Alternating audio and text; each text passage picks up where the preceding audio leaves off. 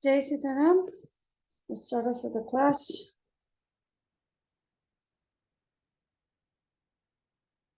This is Yuddha Kanda.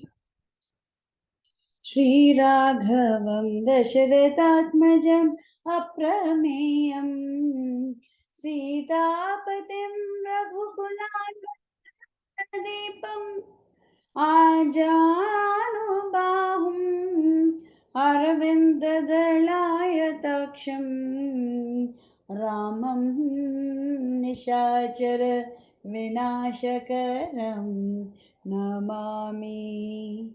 We're doing Yuddha Kanda. Yuddha Kanda has 128 chapters. Kujantam Rama Rameti Madaram Madaraksharam Aruhya Kavita Shaka Mande Valmiki Kokilam Valmikir Munisimhasya Kavita Vanacharinaha Shurman Rama Kathanadam Koniati Paramgatam Ya Pipan Satadam Rama Charitamrita Sagaram Atraptistam Munim Vande Prachetis Makalmasham Vaidehi Sahitam Suradrumatali Haime Mahamatape Madhya Pushpakamasane Manime Vidasane Sustitam Agre Vacheti Prapanjanasate Tattva Muni Param Vyakantam Bardadabi Parivratam Ramam Bhaje Shyamalam. We should always have immense gratitude for every opportunity we get to listen to and to recite Valmiki Ramayana. We have already gone through the first 4 topics of Yuddha Kanda, and we've already gone through this. I had hoped that this would completely disappear, but let's see. And we went through Sharanagati promise is done. And we've also gone through topic number 4. We have done the Nagpasha pastime. Vajradamshra, we have already completed Kumbhakarna going off into the battlefield. And now we have to start from here.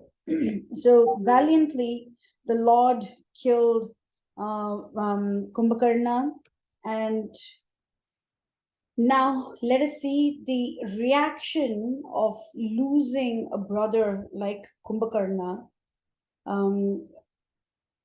Ravana, contrary to popular belief, Ravana doesn't have even an iota of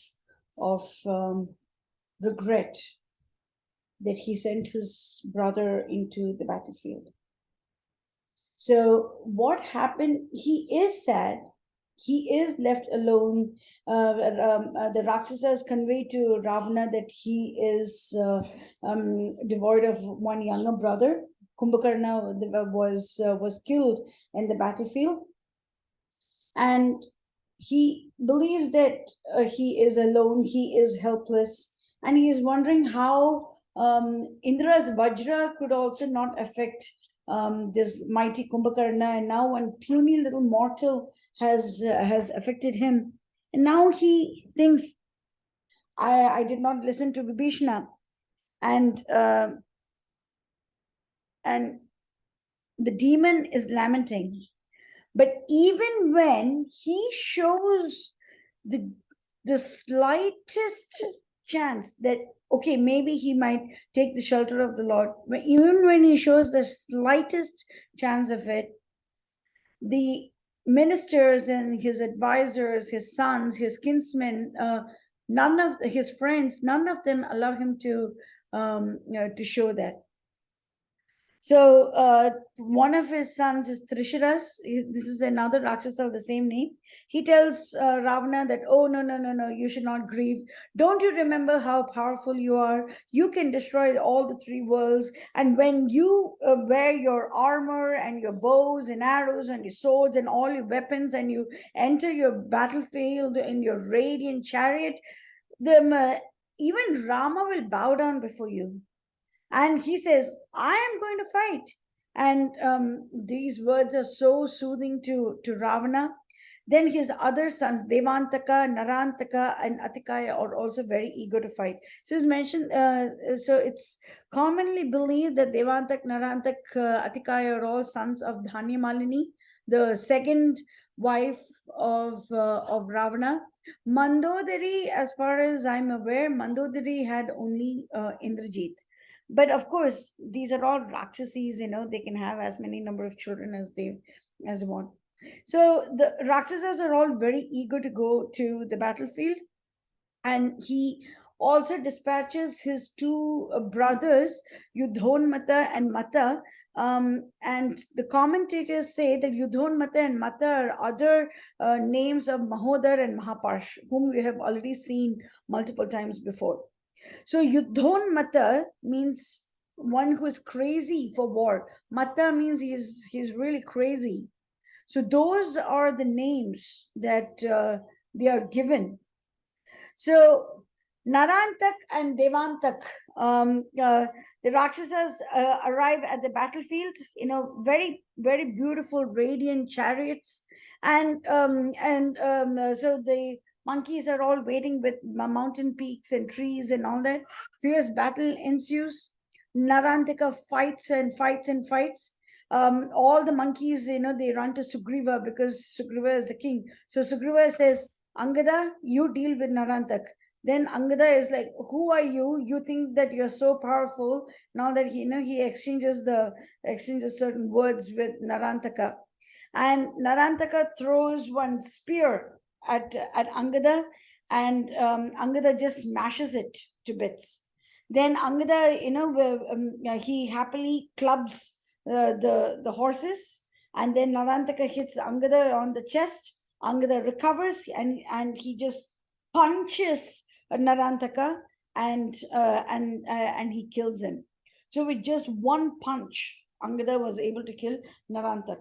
Now, he had come with multiple friends and uncles, right? So Devantaka, Trisiras, and Mahodara, they are very angry, and so three of them simultaneously attack Angada.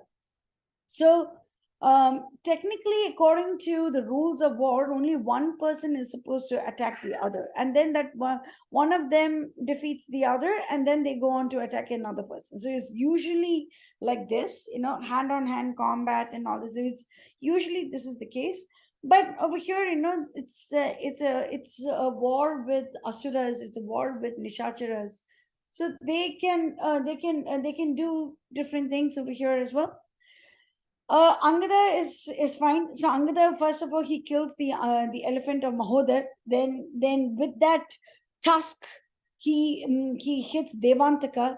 Then blood pours out. Then Devantaka uses his weapon Pariga on Angada. Angada falls, but then he comes back up. Trisiras hits him with multiple arrows, and like this, Angada is defending himself against three Rakshasas simultaneously. Then Hanuman and Neela are seeing this. Oh, it's the crown prince here, and he's not that he's in trouble, but let's go and help him. So they come. So Neela tears the mountain and smashes Trisiras. Devantaka rushes towards Hanuman with the same pariga, and then Hanuman smashes Devantaka with his fist and thus kill him. And then he roars and bellows that he killed Devantak, and this roar causes his enemies to quake with fear. Then now Trishira is very angry, and then he hits Neel. Then Mahodar also hits Neel. Then Neela is a little discombobulated, but then he recovers, and then he tears up a huge mountain peak. He just smashes it on Mahodar, and he kills him. Then Trishira pierces Hanuman with sharp arrows, and then Hanuman throws a huge mountain at Trishira. But the mountain also doesn't have any effect on Trishira. Then Hanuman leaves, and with his nails he just tears off the heads of the horses. And then Trishira puts one Shakti weapon. It's a very powerful weapon. He throws it on Hanuman. Hanuman just happily nullifies it. Trishira tries to use a sword on Hanuman, and then Hanuman just punches him, and that sword falls off his hand. And then what happens is Hanuman takes the sword. He roars. He brings Trishira back to consciousness, And then he chops off the 3 heads of Trishira with Trishira's own sword. With Trishira's own sword, he does it. So in the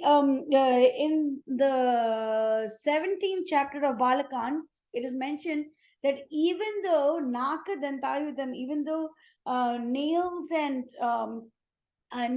teeth were the primary weapons that the Vanaras used, they have full knowledge of all weapons. Because first of all, they are Devatas, amshas, right? So they are the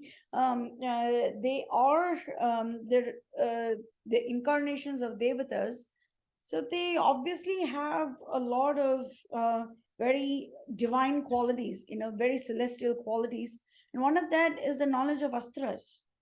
And so they really are very capable of handling all weapons. They just choose to use their nails and teeth. And in Sundarakand, Hanuman usually uses that iron bar, and over here he uses the sword of Trishira. Later on, we will see Nikumba, the son of Kumbhakarna. Hanuman just tears off his head with his nails. He just plucks out the head, and just as how he plucked out the head of the horses, he just plucks out the head, and this was perfectly acceptable. So we shouldn't think, oh, Hanuman, he's so cute, he's so tiny, he's so sweet, and all that. Yes, he's all of that, and plus even more, because when Rama wants him to be fierce, he is happy to be fierce. When Rama wants him to be small, he is happy to be small. When Rama wants him to go and do a service, he is happy to do it. When Rama wants him to speak properly, he is there to speak. When Rama wants him to smash other people into smithereens, he is happy to do it. Whatever Rama wants, that's it. He doesn't have any other opinion other than that. If Rama wants him to be meek and tender, he is happy to be like that. If Rama wants him to be this huge, mountainous being that roars and bellows and causes all the Rakshasas to quake with fear, he is happy to do that as well. So it's all what Rama wants. Then his brother is dead, Mahodara is dead. Mahaparsva is now very angry because his nephews Narantaka, Devantaka, and Trisiras are dead. His brother Mahodara is dead. He's very angry, and then he takes this huge gada, he takes this huge mace and uses on all the monkeys. Then Rishabha faces Mahaparsva, and then he loses his consciousness, but then he recovers. He takes the mace from Mahaparshva and uses it to kill the Rakshasas. Then with that same mace, he smashes it on Mahaparshva's head, and the Rakshasas are all very afraid. So many a time we see that the Rakshasas die through their own weapons. So Ravana metaphorically dies through his own weapon. He gave the Devatas the idea that he can be killed by a human being. And that's why the Lord incarnated as a human being and killed him.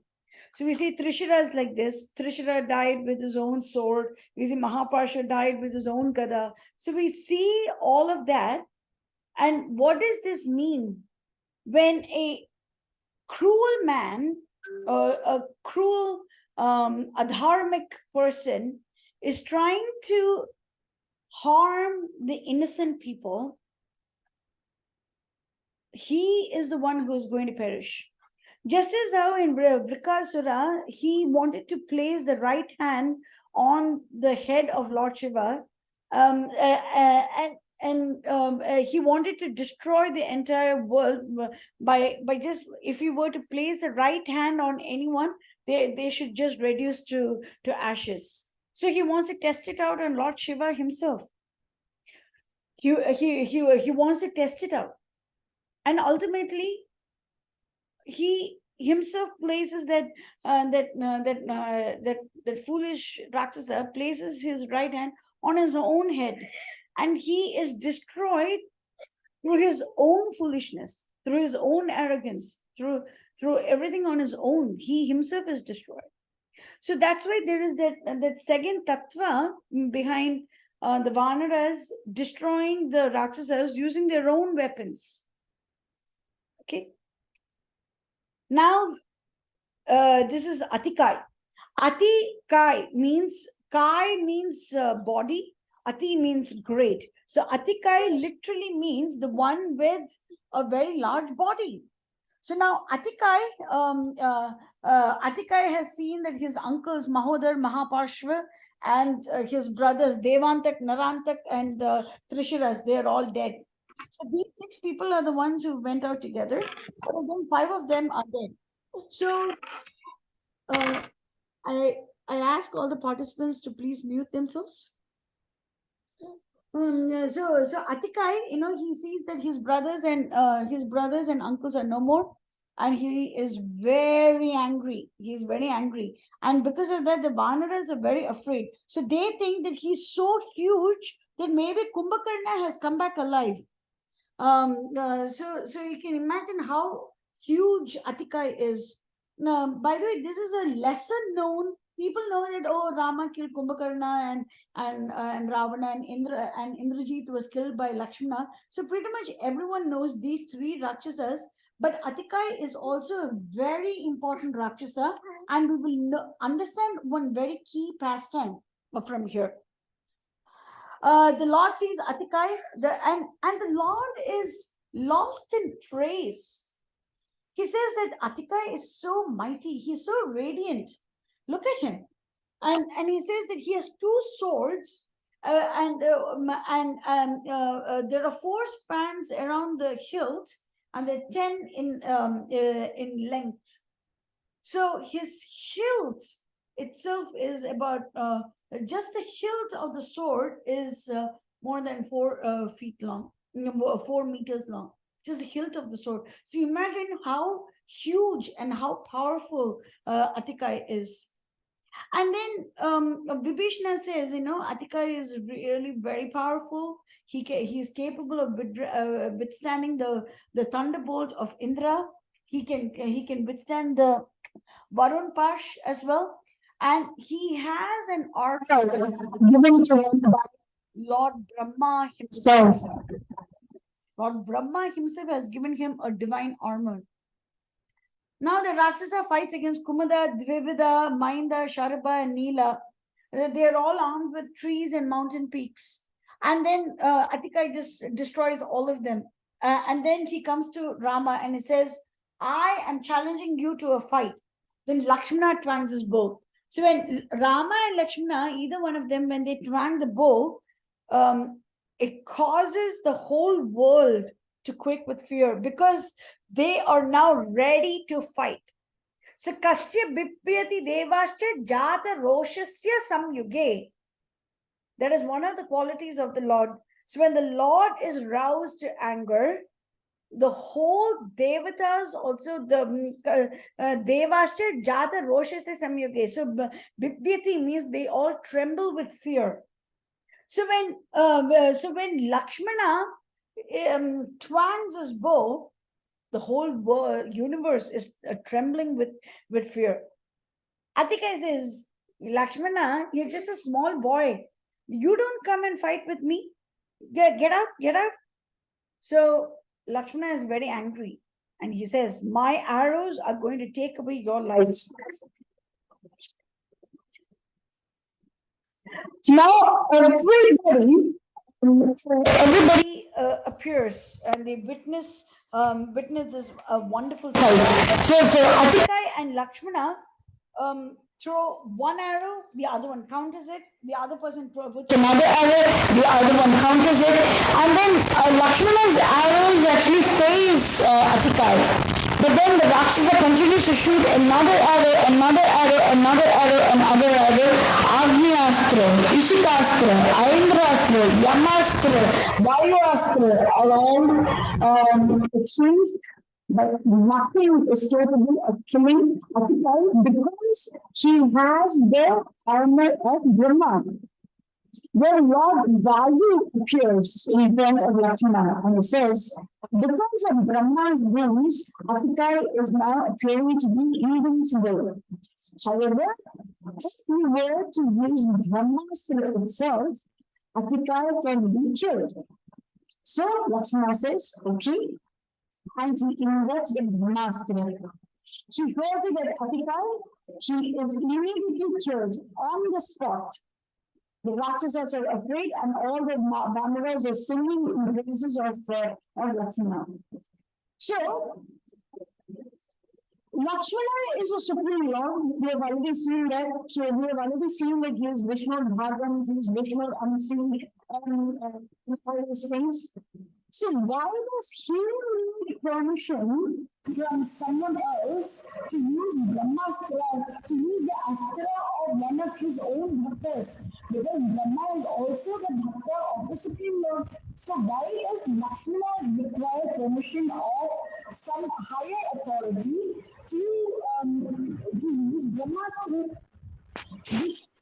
This is because... Mataji, the sound is echoing. I'm sorry, Mataji.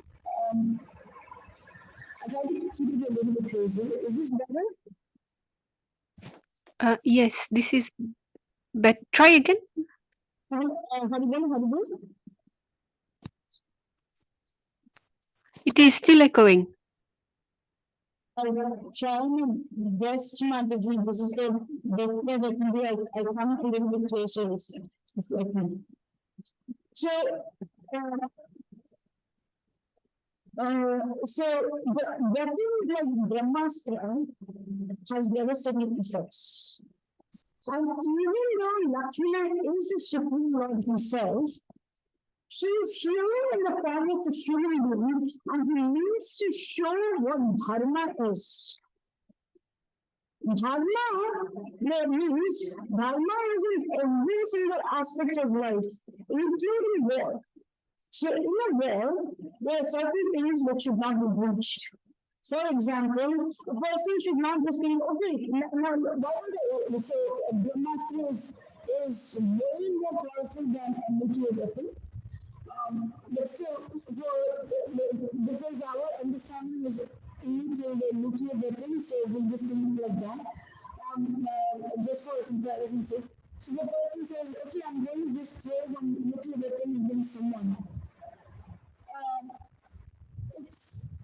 It's not considered to be okay without getting the sanction from someone else. No person is too powerful to make a unilateral decision like that. So, Lakshmana is showing that before throwing a huge weapon like Brahmastra, it is good to get the opinion of celestials, good to get the opinion of people who are greater than human beings, greater than ordinary human beings. Not that Lakshmana was ordinary, but she's just setting up the dharma for the future generations, setting up the dharma. And so, because Vayu said, Lakshmana, go ahead and use Brahmastra, Lakshmana goes ahead and uses the Brahmastra. Later on, you will see that he wanted to use Brahmastra against Indrajit. And so he rushes to Lord Rama and says, can I use Brahmastra against Indrajit? Lord Rama says, no. Because Indrajit is fighting invisible. So he's invisible right now. So we shouldn't use Brahmastra at this moment. So Lord Rama prevents him from using it. She prevents him. So like this, there are several rules that all of us need to follow if we are fighting.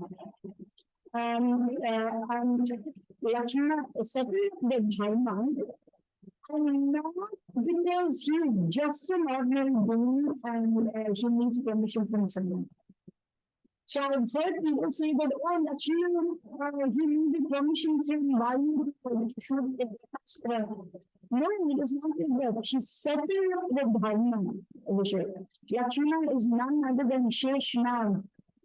Sheshnag himself, the one who carries his entire universe in his, on his head.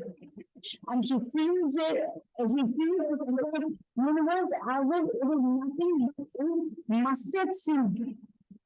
It is as heavy as a mustard seed for him. This is Lakshman. So we shouldn't commit the mistake of thinking that he's just an ordinary human being. He is Sheshnath. And this is confirmed by Valmiki himself. So now Ravana is once again lamenting.